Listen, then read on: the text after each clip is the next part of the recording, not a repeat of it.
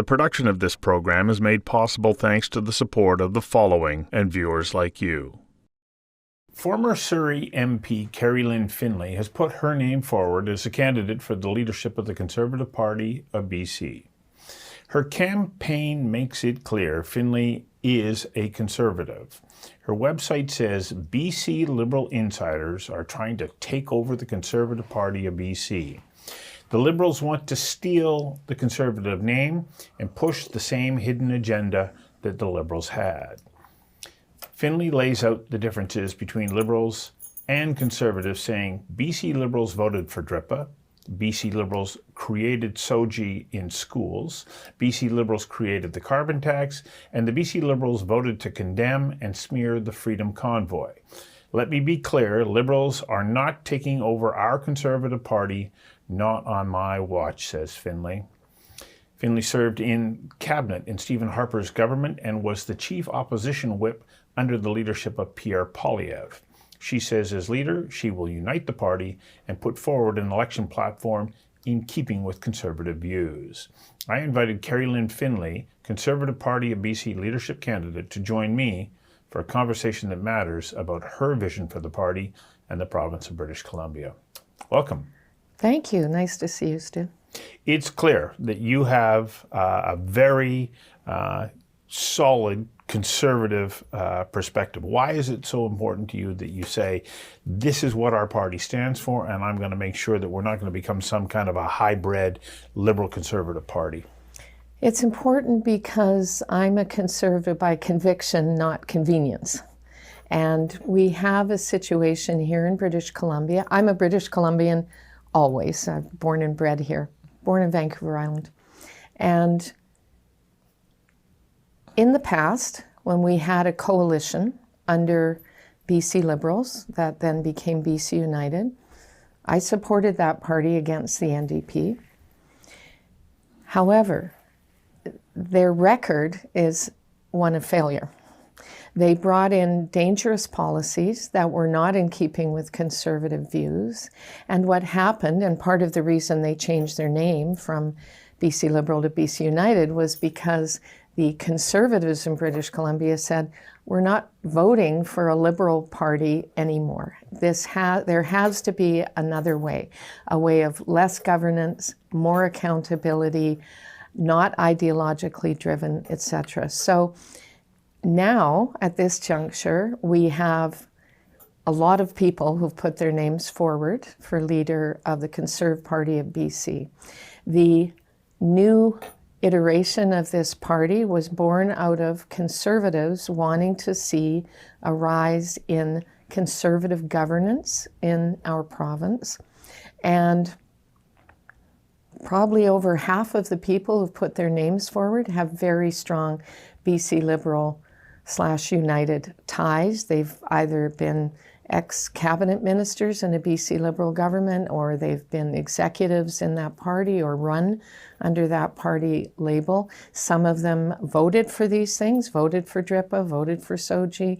There was a motion before the legislature a couple of years ago where they voted unanimously, except for the leader and one or two others, more or less unanimously, for an NDP motion that fully approved their handling of the COVID crisis and condemned the Freedom Convoy a year and a half after it was over.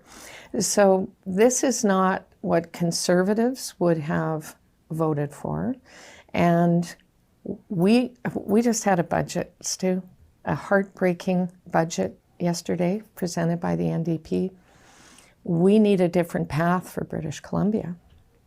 So whether you like it or not, I mean, you've got these people who were formerly Liberals that are now part of the party. And That's right. Many of them are elected MLAs. That's right. So what happens if you win the leadership? How are you going to reconcile that and bring the party together? Because we've seen it been somewhat fractured under the leadership of John Rustad. Maybe I'm being polite there, but it has been fractured. How do you, knowing that you've got people with strong Liberal convictions that are part of the Conservative Party of BC right now, how do you bring them together under your leadership? It's entirely possible to do that. I was the whip of the federal party for 2.5 years, and that party, although conservative and although united around common purpose, has a great divergence of opinion on many items. I know how to work with people. I know how to build relationships. I'm a collaborative leader. That is my approach. I don't believe you come in and dictate to people and say, you did this or you didn't do that, but you do need to have respect for each other, which seems to have been somewhat lacking from what I hear. And you need to approach things in a professional, business-like way, which I've always done. I've always shown respect, even for my political opponents. You must treat people appropriately, and that's certainly true of colleagues. And I believe that I am uniquely positioned to bring this caucus together around common purpose and united messaging, because I've done it before, and I have understood with a caucus that was 3 times the size that you can get past some of those differences if you mostly agree. And even though people have different backgrounds, I believe we do mostly agree on most things. It's a matter of having that respect, letting people have their voice, and creating those relationships, which I'm prepared to put the hard work in to do. And leading by example, I think, is extremely important. You have to see that your leader is ready to fight, but is respectful, is accommodating when it needs to be in interpersonal relationships, and knows what the job is. This, last time I looked, this isn't an entry-level job. And several of the people who've put their names forward, and I'm sure they're all very well-intentioned, have never even had their name on a sign in an election before. And they certainly have not done what I've done. Shepherd legislation through debate legislation, talk with people on the other side of the aisle, trying to get things done, move an agenda forward, know how to deal with committees, make sure the right questions are put to the government if you're in opposition. I am the only one who's ever governed as a Conservative. As you mentioned, I was in Harper's cabinet. I was the Parliamentary Secretary to Justice when we brought in major reform bills to target repeat violent offenders, and here we are back with the same issues 10 years later. We also, after that, I was appointed Associate Minister of National Defense, so I understand security issues, and those are ongoing connections I have and continue to dialogue on. And then for 2.5 years, I was Minister of National Revenue. When we lowered personal income taxes, lowered corporate taxes, we brought in income splitting for seniors, we got back to a balanced budget after the worst recession in decades.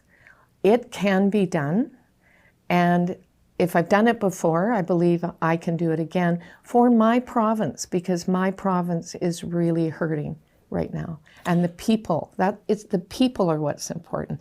The people are hurting.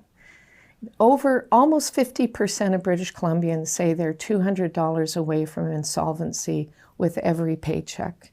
We have 200,000 a month going to food banks. This is not something we've seen before, and it does not need to be this way. At the same time, they've now brought in a budget saying that they're going to raise taxes on the lowest income bracket and bring in PST on all kinds of services. That's a regressive tax.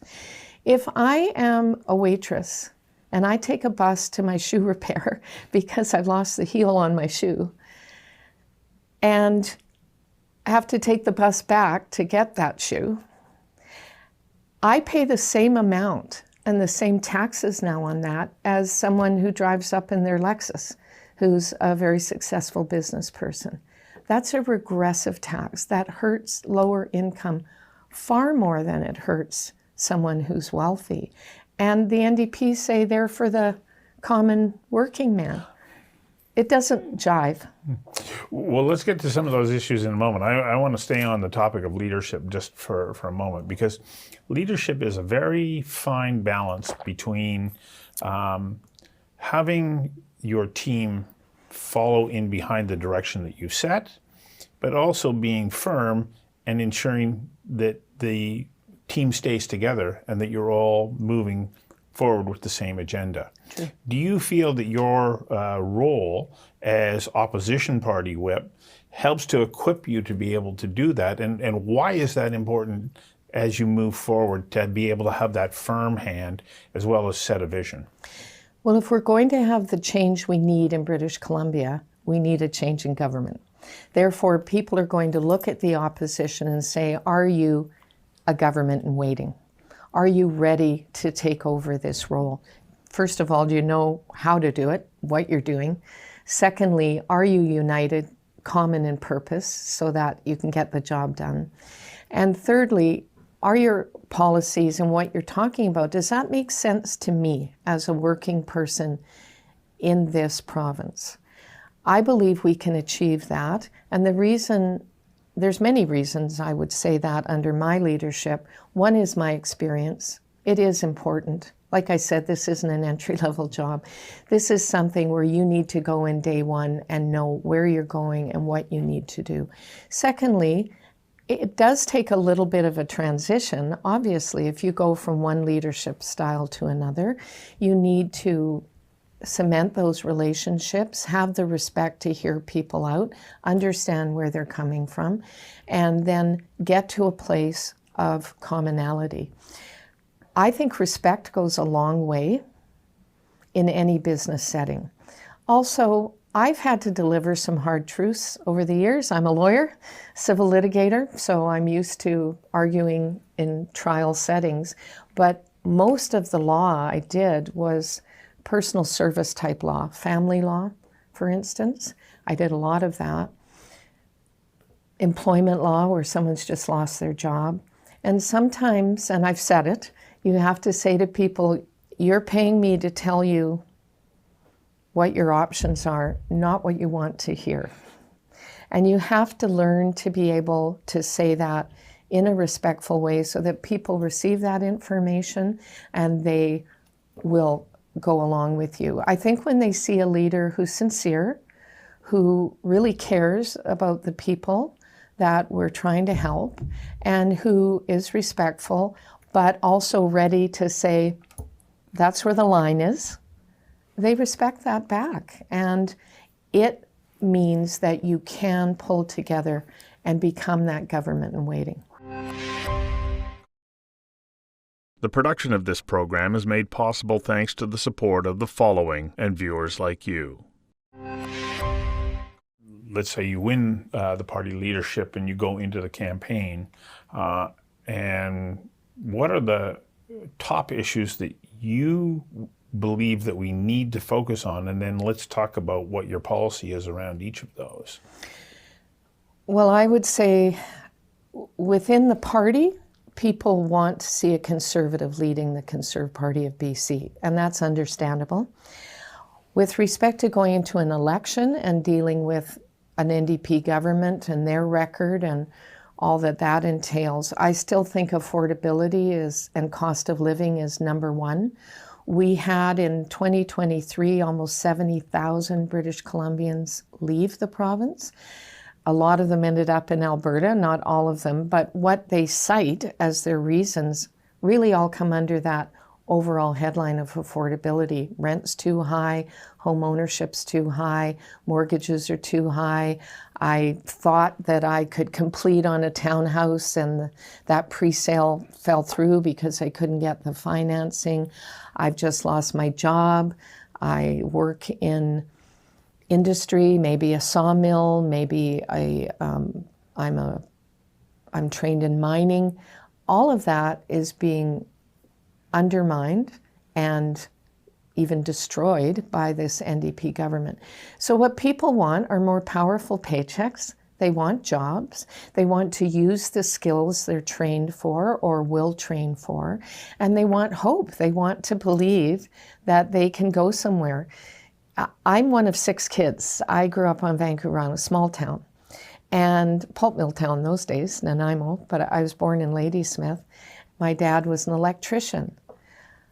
I grew up, though, believing that if I got an education and worked hard, that I could get ahead, that I probably could own a home someday. It was just a dream.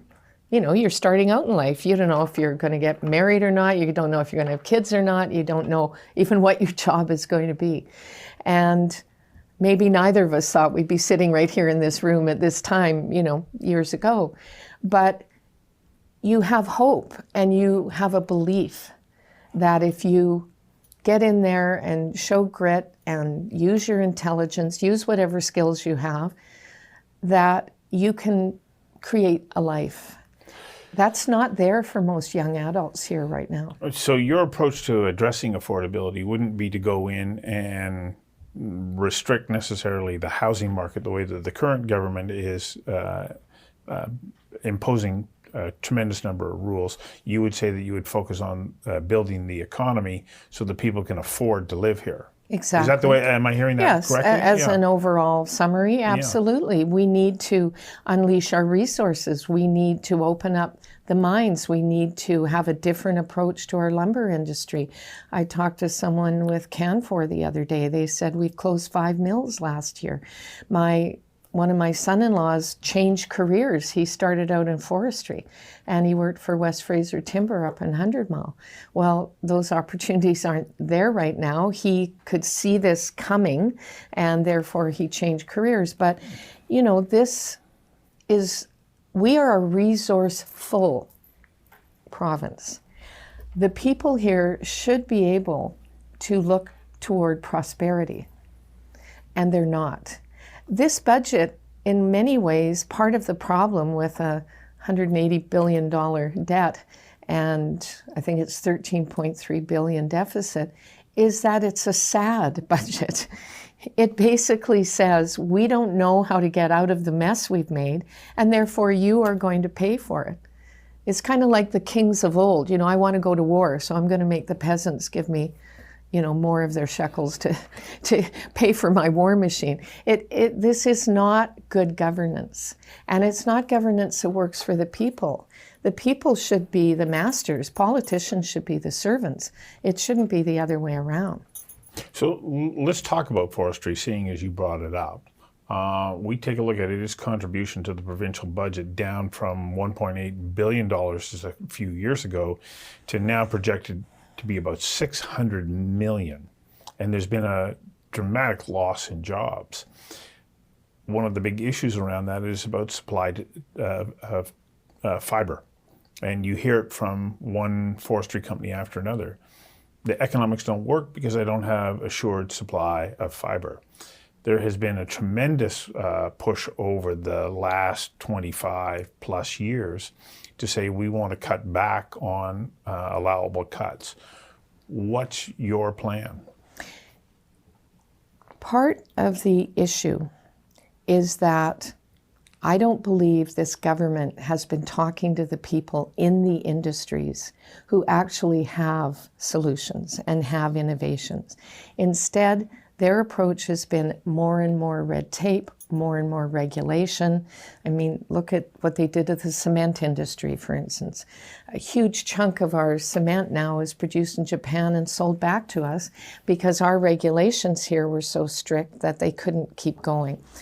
So forestry is one of those areas that it is so fundamental to the history of British Columbia, and I think fundamental to its future, that we have to sit down with those who know the industry and look at what can be done.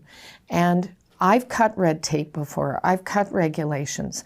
I understand the impact on small and large businesses of too much red tape. In fact, when I was Minister of Revenue, the Canadian Federation of independent business gave me the Golden Scissors Award. And I hadn't even heard of it before, but they do this every year. They look across all governments and say, who's actually doing something to help small businesses? And I had cut 800,000 remittances out of the burden on small businesses, where they still reported, but they reported monthly instead of every 2 weeks. I mean, these are simple types of cuts that can be done. And that is hurting and has hurt the forest industry tremendously. Also, like you say, pulling back is probably the better word on the cut allowances and things like this. We have to open this industry up. We have the ability to have a vibrant, renewable, sustainable forest industry, but it's government that's getting in its way. The production of this program is made possible thanks to the support of the following and viewers like you. So, one of the elements, though, in wanting to make any changes are our relations with First Nations. And I think that if you were to look over the last close to 30 years since Delgamuukw, you could argue that we have been making great strides towards what would be reconciliation. But then along came the introduction of UNDRIP and then DRIPA in British Columbia. What is your, well, I even stated in the introduction that you would repeal DRIPA. Why is it so important to repeal rather than to go back and revise it? I think it's such an important area of government relations and governance that people do not generally know enough about. At one time, 50% of my law practice was on Aboriginal land issues. I actually was involved in the Musqueam dispute. You mentioned Delgamuukw, so if you know about Delgamuukw, you probably remember the Musqueam dispute of 25 years ago. And at the time, I was a widow with 2 children. My parents said they'd live with me and help me out for a couple of years. And I bought a leasehold property on Musqueam First Nations in South Vancouver. At the time, it had been a peaceful community for 25 years. Within a year of me buying in there, everything changed. And it changed because of government policy, because of government handing over with literally a pen stroke, more management of those lands to the Musqueam, okay. But in so doing, people there went from paying their property taxes to the city of Vancouver based on fair market value to paying their property taxes, all of them, to the Musqueam First Nation. And there was a land rent that had always been there. It was up for renegotiation. I'm not going to go into too much detail because I could talk a whole segment just about this. But the end result was a lawsuit where the First Nations sued all the leaseholders. It went to the Supreme Court of Canada. I was on that Supreme Court of Canada litigation team. We won that case. We won it on the basis that, yes, there should be an increase in that land rent, which the leaseholders were prepared to pay. But First Nations wanted 3 times the amount of what was being offered. The Supreme Court of Canada agreed that the leaseholder position was sound. The problem was, and the reason I'm bringing this up, this is not an academic thing to me. This is my lived experience. No one would give an appraisal on those homes anymore. Therefore, there was no bank lending, no mortgage lending, no refinancing no refinancing available, because you couldn't get an appraisal. What is the market value? And this had to make its way all the way up to the Supreme Court of Canada. It cost the leaseholders $1.5 million in legal and expert fees, which they all pooled together to try and pay to save their homes. So I have seen it, I've litigated it, I've been there, and I know that the fears around the Cowichan decision are very real. What I am upset about with this, and where it needs to change, is the Crown's position with respect to this kind of litigation. And there's a lot of, including First Nations leaders right now, who've said to me, well, just let the courts figure it out. You know, it'll wind its way through the courts. What they're missing in that conversation, and it started with Delgamuukw, was the Delgamuukw decision said there should be primacy of private property rights. A former NDP government under Mike Harcourt changed the litigation team and changed their instructions. They were no longer going to defend that position before the court. So the Crown lost at the Court of Appeal and lost at the Supreme Court of Canada. And that started a whole series of endless litigation on these topics. In the Cowichan decision, the judge quite clearly said, no one from the provincial or federal governments appeared to argue this point in front of me. I do not have that evidence in front of me, The point nor being those arguments. private property rights. That Aboriginal inherent property rights can exist with private property rights, but ultimately the private property rights must have primacy. The Land Titles Act and the land title system has to mean something. In other words, perhaps if it isn't affecting private property, there can be some transference of ownership. But when it's affecting private property, it must take precedent, or else our whole system's going to collapse. And now with 105% of British Columbia under land claims, with a dearth of modern treaties, we need to turbocharge, if that's the right phrase, those kinds of negotiations. We need to understand the relationship. I think it can be based in reconciliation and respect. I know it's a sensitive topic, but DRIPA is not the answer. It needs to go, but it does need to be replaced with something.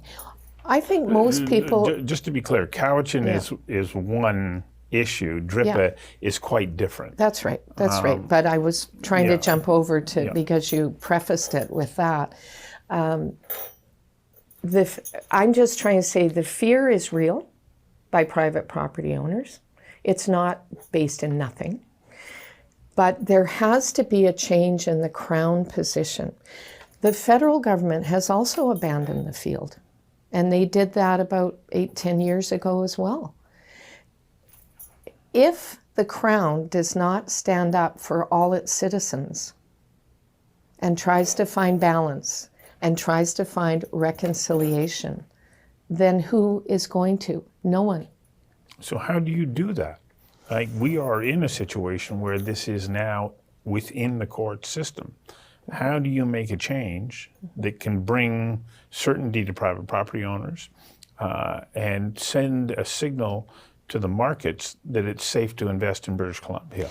Well, you've hit a very important point, because all of this controversy, all of this conflict, mostly all of this uncertainty drives our population out, but also drives investment out.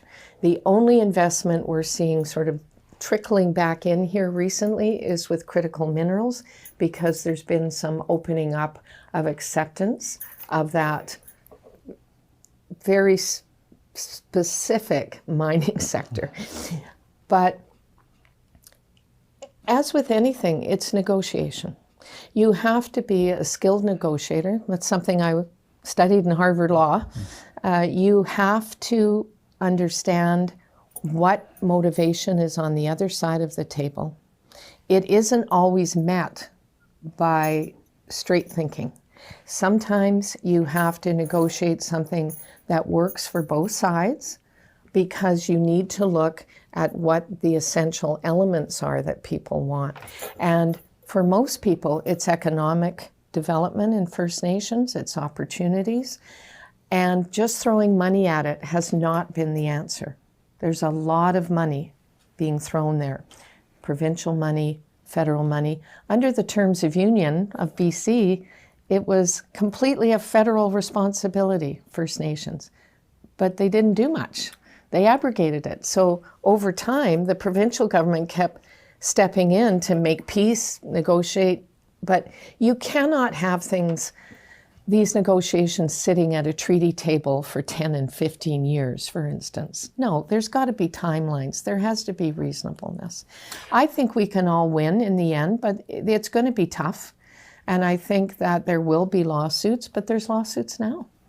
So you touched on the topic of critical minerals. Well, that's mine development. In conjunction with that, we have these opportunities as far as liquefied natural gas is concerned. Yes. But both of those have a tremendous energy need, energy that we don't have to support that future development. Part of the problem or challenge around that is clean BC mandates.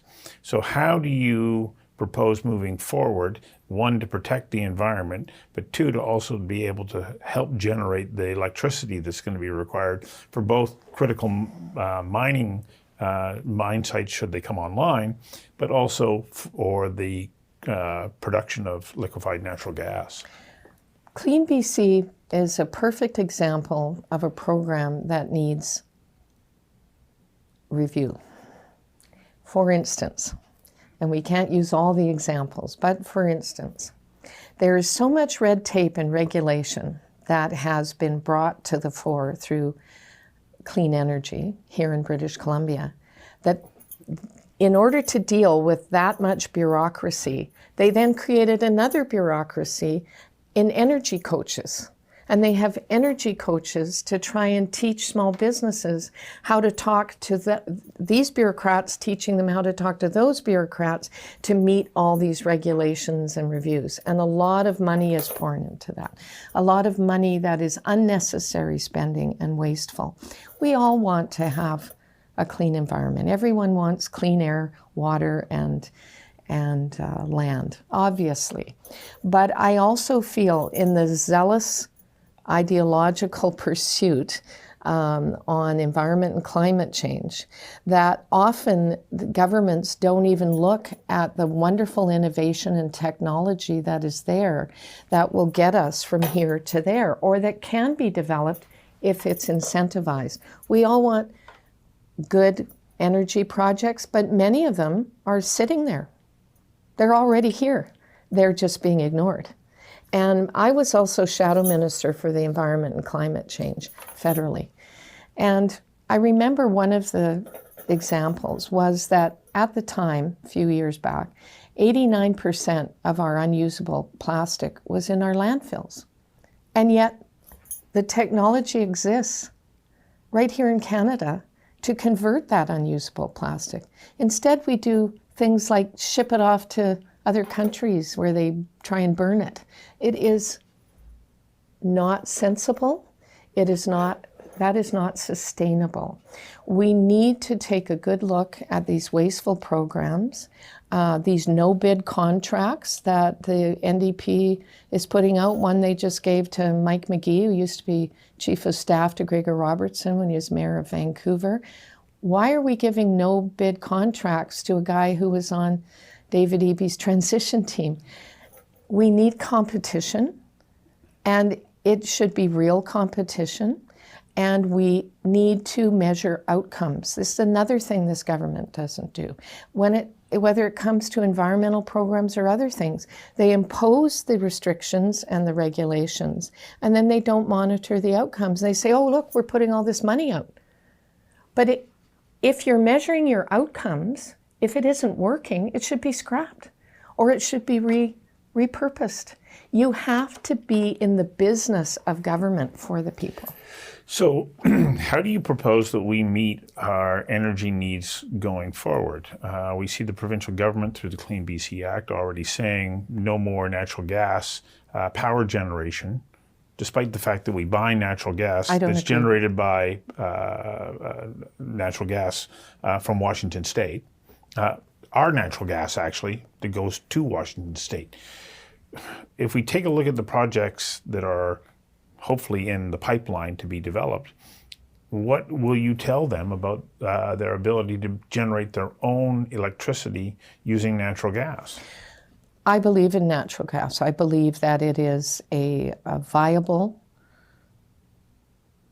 cheaper alternative for energy. I believe that we can create our own energy here. I certainly believe in our LNG industry. I would increase it, expand it. We do need to build some refineries back in BC. Where I live in South Surrey, it's near the border. I look across, I see Cherry Point Refinery churning away, like literally within eyesight across Boundary Bay. And we just, over time, gave up our refineries. We sell our products to the States who sell it back to us at world prices. This is ridiculous. We should be and could be energy independent. But we stop. It's government stopping this. And I believe that BC could be so prosperous if we just allow people to get to work, do what they do best, innovate, bring technology to bear, and not simply throw money into an ideological churning. And that's what's happened under this government. So we have, as we already stated, a financial deficit. We also have an infrastructure deficit. And one way to fuel economic activity is to invest in infrastructure. But right now, if you take a look at the budget, we don't have the money to do that. So what's your position on reintroducing public-private partnerships when it comes to infrastructure development in British Columbia? Public-private partnerships make sense if they're the right partnership. It's really that simple. And again, you come back to, what is the vision? Is the vision growth and hope, or is the vision hunkering down in higher taxes and not letting anything move? I've never seen that work in any economy, in any world that I've viewed, any country I've been in. That does not work for the people you supposedly serve. You need to get the whole engine of government working for the people, with the people, through the people. And yes, infrastructure is very important. I live south of the Fraser. There's something called a Massey Tunnel, which we have been talking about now for decades and decades and decades. And will it be a bridge, or will it be a twinning of the tunnel? And I'm told there's ecological and environmental reasons why the NDP's idea of a tunnel simply won't work through seismic studies and that sort of thing. We need to get on with these things, and you cannot do it really with government alone. You have to enter into these kinds of partnerships, and they make sense. But you have to have government oversight, of course. But that's what you're paid to do. That's what you're voted in to do, to govern reasonably, responsibly, intelligently, and get on with the job. The production of this program is made possible thanks to the support of the following and viewers like you. Another issue that gets very little attention, though, is our inability to feed ourselves. We do not have sustainable agriculture in British Columbia, and there's this fear of touching the agricultural land reserve. And one issue in particular is not allowing for the use of underutilized agricultural lands as for production or processing. Would you change that? I mean, this was something that was introduced in the Gordon Campbell government, but would you change that so that the rules can allow for a financially viable processing process on underutilized agricultural lands? Well, the important word there is underutilized, because we need to protect our farmland, I believe. We have amazing farmland in British Columbia, and it's very productive. But there are huge swaths of land caught in the agricultural land reserve that haven't been producing a vegetable in maybe forever. And we also do not have enough industrial land to sustain our ports, to sustain many industries.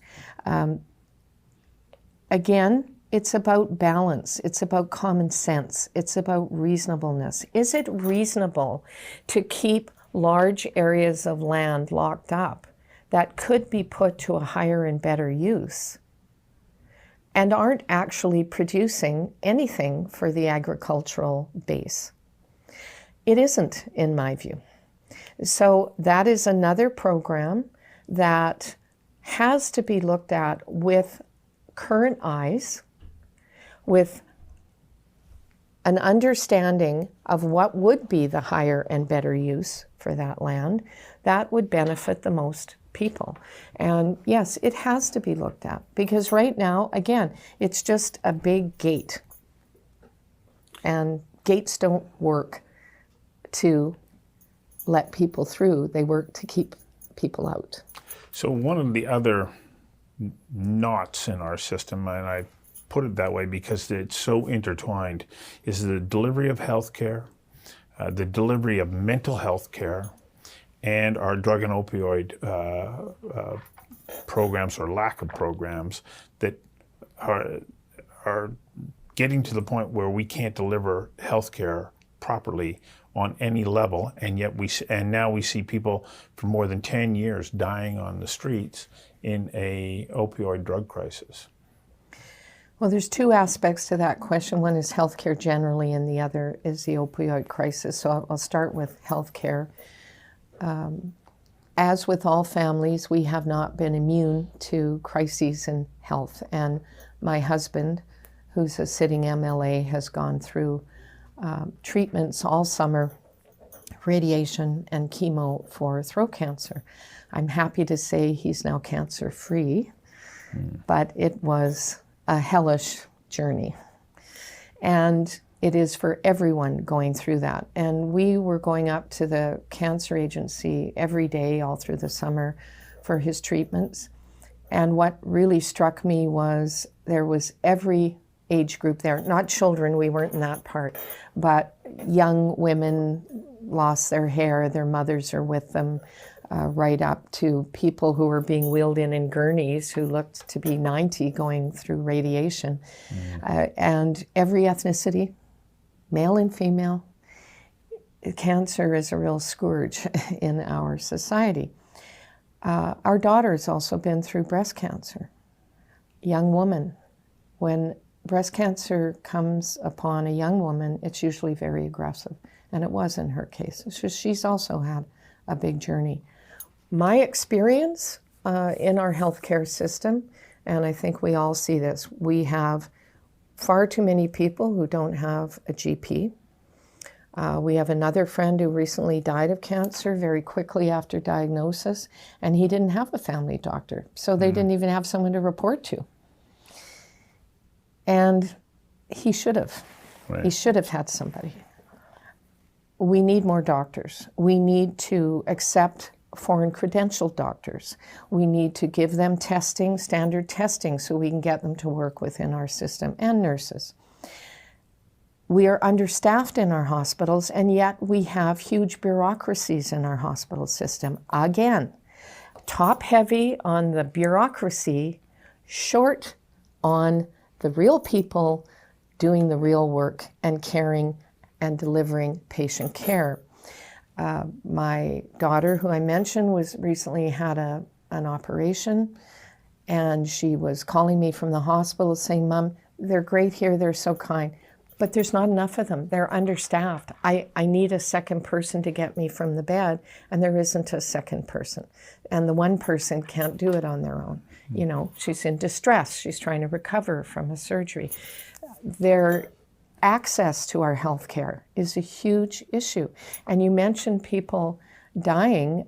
One of the things that people are dying from is a lack of the initial access to get to diagnosis, to get the scans they need. We don't have the equipment we need. And I understand that medical equipment is extremely expensive. But in other countries, if you need an MRI, you can get it the next day. You are not waiting weeks and weeks until that one machine, let's say a PET scan machine, a specialty machine, becomes free. My daughter, who lives in North Vancouver, had to go to Victoria to get a PET scan because there was none on the North Shore. The one in Vancouver was so booked. So the healthcare system had to pay for her to go over to Victoria for the day to get it done there. We've had cancer patients going down to Bellingham and Seattle to get treatments, which our healthcare is paying for because we don't have access here. When the access happens, I believe our doctors and nurses are as good as any in the world. I certainly know the ones who treated my husband were excellent. But that's not good enough. And I've also been told by doctors in our system that they are losing people because by the time they get to them, by the time they have their first appointment, it's too late. The scan came back too late, or they didn't get the scan in time. So one of the reasons you want more efficiency in government is that government creates no wealth itself. A government's job is to prioritize spending of your money and mine as taxpayers. That is what government is supposed to do. The priorities of this government do not help the average person. And that bureaucracy in our healthcare system must be cut in favor of frontline workers who are delivering the patient care. And we have to invest in healthcare equipment that is necessary for a modern country. I'm sure you know people, and so do I, who are going to other countries to get procedures they should be able to get here if they had access and if we had the equipment. I know people gone to Taiwan, Mexico, India, the States, all over the place. On the opioid crisis, and then I'll let you ask me another question, but the decriminalization of hard drugs was a horrible, failed, dangerous experiment that, and I know people like to throw on safe supply. There's really nothing safe about any drugs. And I have people say, well, why don't you say that about alcohol? I do say it about alcohol. Alcohol and any kind of mind-altering substance is not good for your overall health or your body or your mind or your executive function. It simply isn't. But to then proliferate those drugs on the street, and we know for a fact that many people getting those free opioids, yes, are addicted to the opioids, but a lot of them are just selling that to get the harder drugs. It's quite a profit if you're given the drugs for free, that then you sell them. I know pharmacists who say they have clients come in, get their load of pills, and stand right outside the pharmacy, prearranged, and people come up and they sell them off. They're looking at them through the window. We have vending machines where you can buy drugs. What we need is investment in people. We need more beds. We need more recovery. We need more counseling to bring our loved ones home drug-free. That's what we need. And to allow them, at least give them a real chance to get their lives back and become productive members of society again, where they can have relationships and have a job and be productive. Our priorities right now are upside down. Kerry-Lynne Findlay, thank you for coming in and giving us insight into your vision for the party and what your agenda would be should you become Premier. Thank you. Thank you for your time.